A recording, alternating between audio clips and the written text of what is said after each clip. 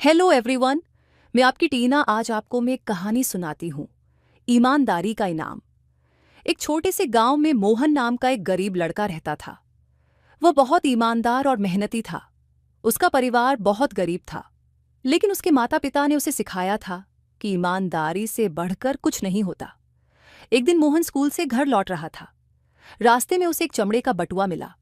उसने बटुआ उठाया और देखा कि उसमें बहुत सारे पैसे थे। साथ ही उसमें एक पहचान पत्र भी था, जिससे पता चला कि बटुआ गांव के सेठ रमेश का था। मोहन के मन में एक पल के लिए विचार आया कि अगर वह यह पैसे रख ले तो उसकी कई परेशानियां हल हो सकती हैं। लेकिन फिर उसे अपनी मां की सिखाई हुई बातें याद आईं।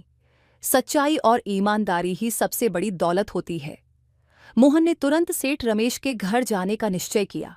जब वह वहां पहुंचा तो उसने दरवाजे पर दस्तक दी। सेठ जी बाहर आए और मोहन ने उन्हें बटुआ देते हुए कहा, सेठ जी, ये बटुआ मुझे रास्ते में मिला था।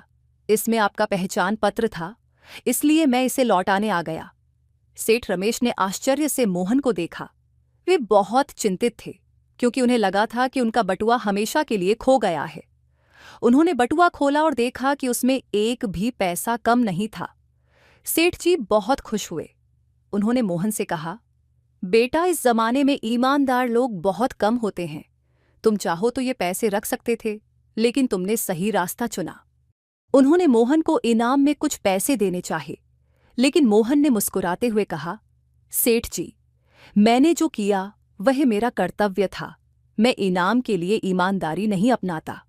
सेठ जी मोहन की सच्चाई और नेकदिली से बहुत प्रभावित हुए। उन्होंने मोहन के माता पिता से मुलाकात की और उसकी शिक्षा के लिए आर्थिक सहायता देने का फैसला किया। सीख: ईमानदारी का फल हमेशा मीठा होता है। चाहे कितनी भी मुश्किलें आएं, हमें हमेशा ईमानदारी के रास्ते पर चलना चाहिए। ये कहानी बच्चों को सिखाती है कि ईमानदारी सबसे बड़ी पूंजी होती है और सच्चाई का रास्ता हमेशा सही होता है। अगर आप सभी को यह कहानी अच्छी लगी तो मेरे चैनल को सब्सक्राइब, लाइक और कमेंट जरूर करिएगा। धन्यवाद।